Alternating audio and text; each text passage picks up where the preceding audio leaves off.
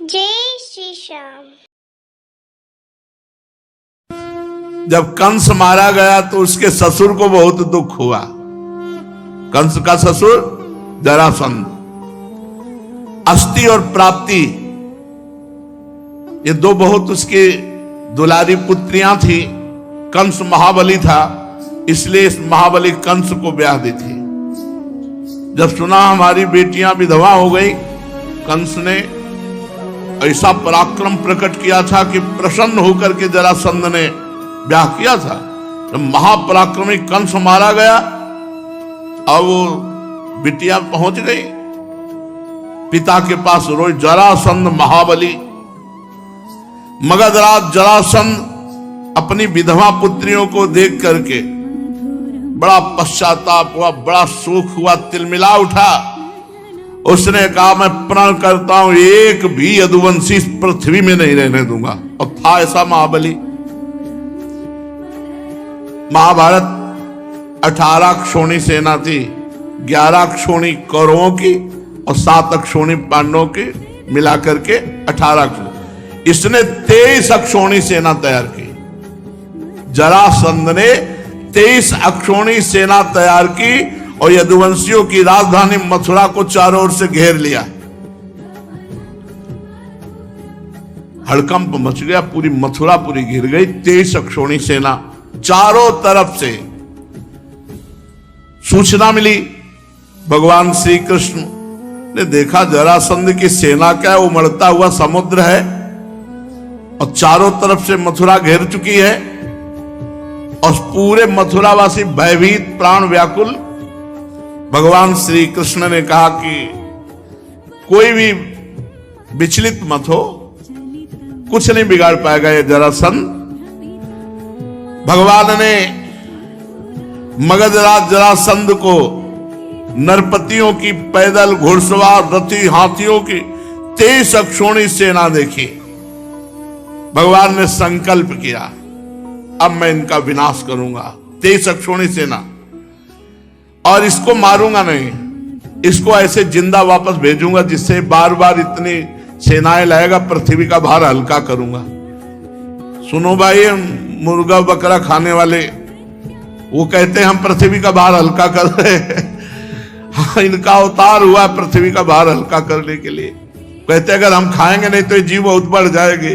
अरे पृथ्वी का हल्का करने के लिए भगवान है यार, तुम काहे को पाप करते हो। अब मेरे अवतार का प्रयोजन यही है, समय समय पर धर्म रक्षा के लिए, बढ़ते हुए अधर्म को रोकने के लिए मैं अनेकों शरीर ग्रहण करता हूं। भगवान ने तुरंत संकल्प किया। आकाश में शास्त्रों सूर्य जैसे चमकते हुए 2 रथ आ गए, युद्ध की सारी सामग्रियों से सुसज्जित। भगवान का दिव्य सारथी दारुक एक रथ को हाँक रहे थे, दूसरे में भगवान बलराम जी के आयुध, दिव्य सनातन भगवान के आयुध, सुदर्शन चक्र, कौमोद की गदा, ये सब उपस्थित हो गए। बलराम जी से कहा, भैया समेटा जाए इनको, 23 अक्षोणी सेना है, 23 अक्षोणी सेना। आज हमें अपना मानने वाले यदुवंशियों पर भारी विपत्ति आ गई है। देखो, ये आपके दिव्य आयुध आपकी शोभा बढ़ाने के लिए आ गए। भगवान बलराम जी का हल और मूसल, हल से फंसा कर मूसल से, और भगवान के तो दिव्य अस्त्र है ही है। अब आप इस रथ पर सवार होइए और शत्रु सेना का संहार कीजिए और अपने स्वजनों को विपत्ति से बचाइए। साधुओं की रक्षा करना हम दोनों का अवतार ग्रहण करने का उद्देश्य है। 23 अक्षोणी सेनाएं पृथ्वी का विपुल भार है, हे भ्राताश्री से नष्ट कीजिए, भगवान श्री कृष्ण ने बलराम जी से कहा। अब भगवान श्री कृष्ण और बलराम जी ने सलाह करके कवच धारण किया, रथ पर सवार हुए, मथुरा से निकले। छोटे से सेना जो अंग रक्षा कर रही थी, आगे आगे श्री कृष्ण और बलराम जी। श्री कृष्ण रथ हाँक रहा था दारुक। भगवान पुरी से बाहर निकलकर 5 जन शंख का नाद किया। शंख की भयंकर ध्वनि सुनकर के 23 अक्षौणी सेना थर थर कांपने लगी। शंख ध्वनि सुनकर के मगधराज जरासंध ने देखा कि इतनी जोर की शंख ध्वनि, अपना रथ बढ़ाकर सामने लाया और कहा, बच्चा तू ही कृष्ण है? क्यों? जरासंध कंस का ससुर, तो भगवान तो बच्चा लगी रहे। 11 वर्ष में यहां से पधारे तो कुछ वर्ष गुरुकुल सेवन किए होंगे। क्या रहते तो 9 किशोर, ये कोई दाढ़ी मुझ थोड़ी आ जाती है। भगवान सदैव 9 किशोर रहते हैं। तो कह रहा है, बच्चा तू ही कृष्ण है? अरे पुरुषाधम, तूने हमारे दामाद कंस को मारा। भगवान तो कोमल भुजा ऐसे दिखाई दे रहे। अरे तू तो निरावित बच्चा है और कंस को मार डाला। बड़ा उसको आश्चर्य हो रहा है कि ये बच्चा कैसे कंस को मार डाला।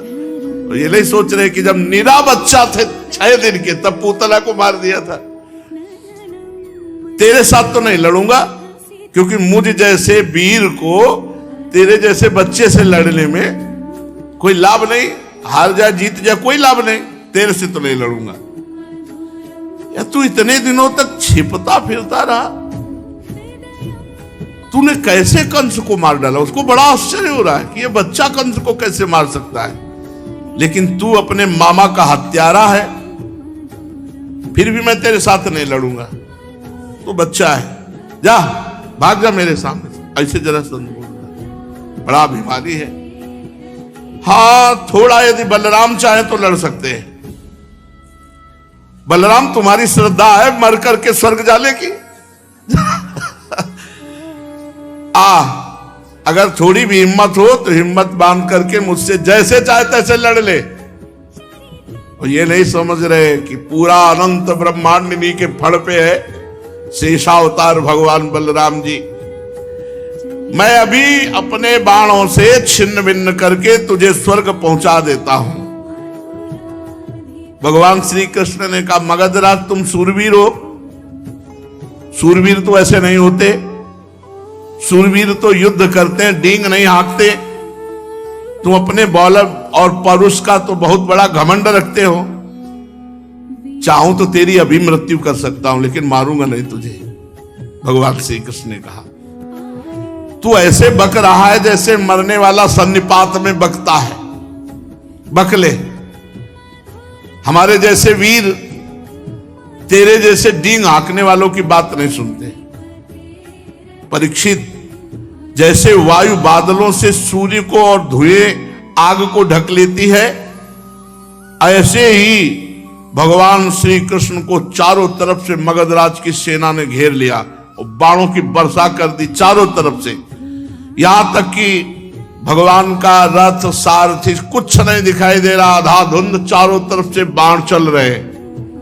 अब जो अटारियों पर चढ़े हुए मथुरावासी देख रहे, सब हाहाकार मच गया कि अभी तो प्रारंभ ही हुआ युद्ध। भगवान का, बलराम जी का और श्री कृष्ण का सब रथ और सब ढक गया बाणों से।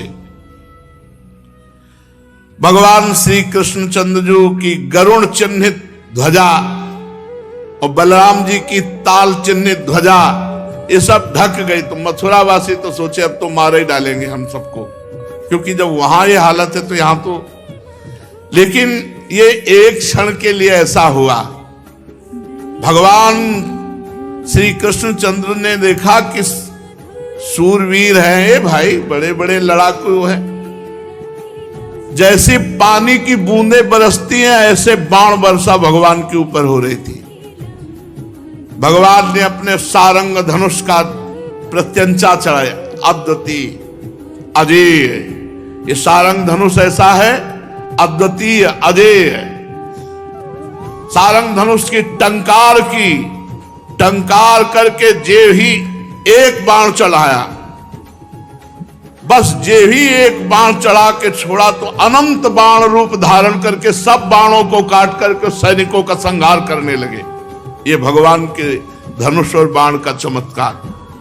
झुंड के झुंड उसी से बाण निकलने लगे और सब जितने बाण थे सब बाणों को काट करके और जितने सैनिक थे सबको काटने लगे। भगवान बड़ी फुर्ती से अलाप चक्र की तरह घूमकर चारों तरफ बाण संधान, हाथी, घोड़े, रथ, पैदल, चतुरंगनी सेना का संहार होने लगा। भगवान के बाणों से हाथियों के सर कट गए और मरकर गिरने लगे। बाणों की बौछार से घोड़े, मनुष्य, जो सबको, पैदल सेना की बाहें, जांग, सिर अलग अलग कटकर गिरने लगे। अमित तेजस्वी भगवान बलराम जी ने हल और मूसल संभाला। हजार हजार, 10-10 हजार ऐसे हल में फंसा कर एक ही मूसल में राधे श्याम कर देते। अब भगवान बलराम जी का बल, अरे पूरी पृथ्वी ब्रह्मांडों को सरसों की दाने की तरह अपने फण में धारण किए हुए है। बड़े बड़े दिग्गज बलशाली हाथियों को मूसलों की मार से सब नष्ट कर दिया। अब वहां भयानक पहाड़ लग गए। 23 अक्षोणी सेना, जरासंध की वो सेना समुद्र के समान दुर्गम, भयावह, बड़ी कठिनाई से जीतने योग्य थी। थोड़े ही समय में भगवान श्री कृष्ण उधर छोड़ दिया सुदर्शन चक्र, साफ करता चला जा रहा है गर्दने, चाहे हाथी हो, चाहे घोड़ा हो, चाहे मनुष्य हो। कुछ ही समय में 23 अक्षोणी सेना का विनाश कर दिया। सारे जगत के स्वामी भगवान श्री कृष्ण के लिए तो खिलवाड़ है, वो संकल्प करे तो अनंत ब्रह्मांड एक सेकंड में नष्ट हो जाए। खेल खेल में तीनों लोकों की उत्पत्ति, स्थिति और संहार करने वाले प्रभु हैं। उनके लिए कोई बड़ी बात है? शत्रुओं की सेना का बात की बात में सत्यानाश कर दिया। जब जरासंध की सारी सेना मारी गई, रथ टूट गया, पैदल उतर के खड़ा हो गया, शरीर में केवल प्राण बाकी रहे, बलराम जी के हल में फंसा हुआ। बलराम जी ने मूसल संभाला, भगवान श्री कृष्ण का मारना नहीं, इसे छोड़ दो। जरासंध ने पहले विपक्षी नरपतियों का बहुतों का वध किया है, परंतु बलराम जी की पकड़ में आने के बाद वो हिम्मत नहीं थी कि छुड़ा सके। भगवान श्री कृष्ण ने इशारा किया, मारना नहीं भैया, इसे जाने दो, क्योंकि ये फिर सेना इकट्ठी करके लाएगा, तो हमें जा जाके पृथ्वी का भार जो उतारना पड़ेगा, ये मथुरापुरी में उतारते रहेंगे, इसको छोड़ दो। बड़े बड़े सूरवीर जरासंध का सम्मान करते थे। अब उसको बड़ी लज्जा आई कि जब जिसे मैं पुरुषाधम कृष्ण कह रहा था, बच्चा कह रहा था, उन्होंने जीवन दान दिया कि जा, इतने बड़े महावीर को मुझे दीन की बात छोड़ दिया। अब उस घोर तपस्या करने लगा। तो नरपतियों ने आकर के राजाओं ने समझाया कि महाराज, यदुवंशियों में रखा क्या है, आप उनके लिए तपस्या क्यों करते हो? अभी तो हम लोग हैं ना, चलो फिर युद्ध किया जाए और इस बार जरूर विजय प्राप्त होगी। तुम्हें तपस्या में समय नष्ट नहीं करना चाहिए। उस समय मगधराज जरासंध की सारी सेना मारी जा चुकी थी।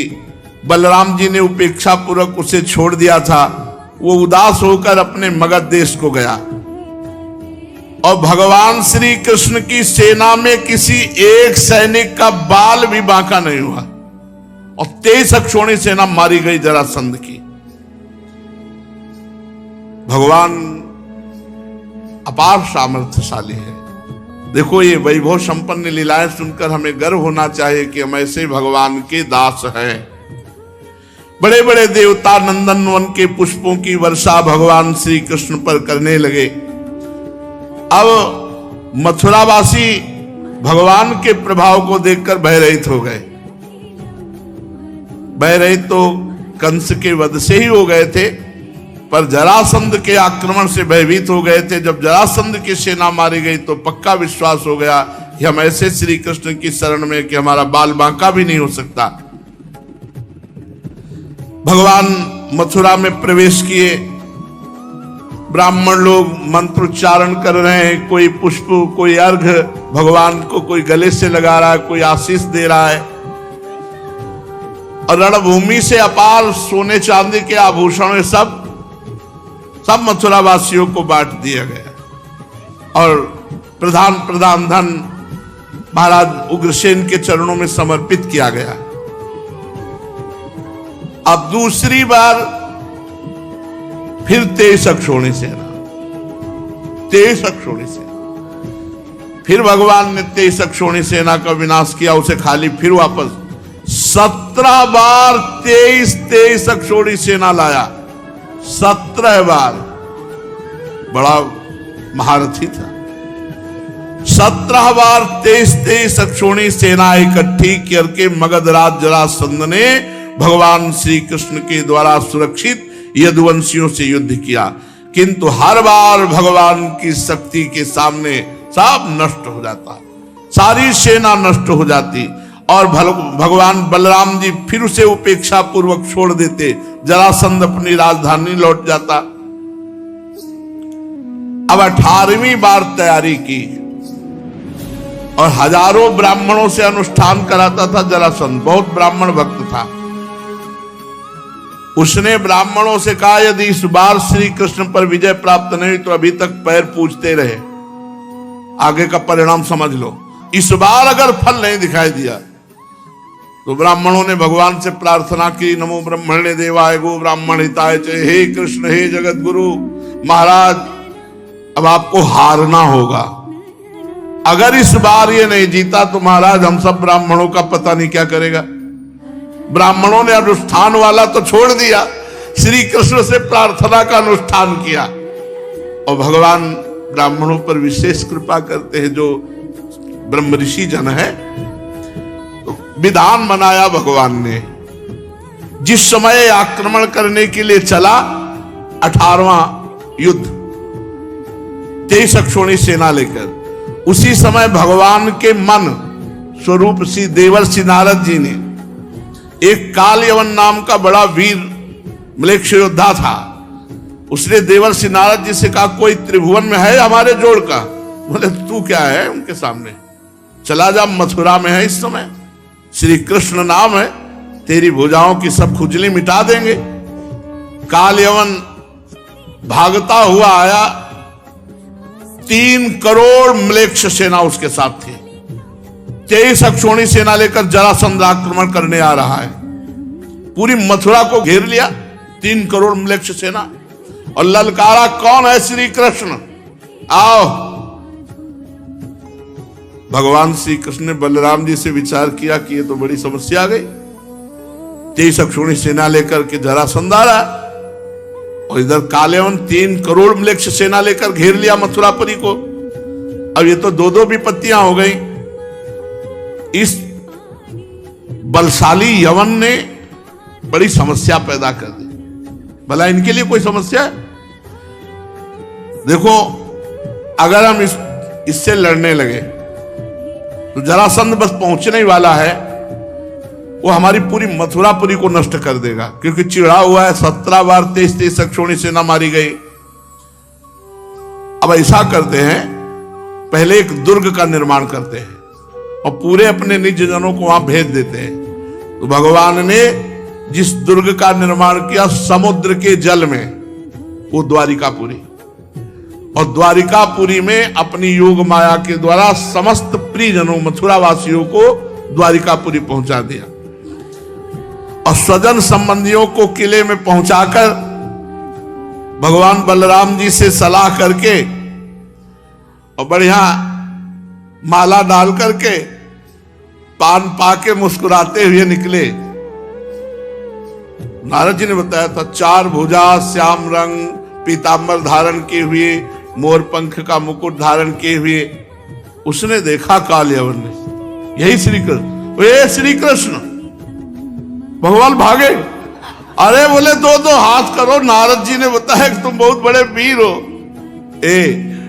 भगवान भाग पड़े ब्रह्म ऋषियों को बचाने के लिए। जरासंध ने ब्रह्म ऋषियों से कहा था, रोज अनुष्ठान करते हो, खीर पुआ पाते हो, 17 बार हारा हो, अगर इस बार हारा तो समझ लेना।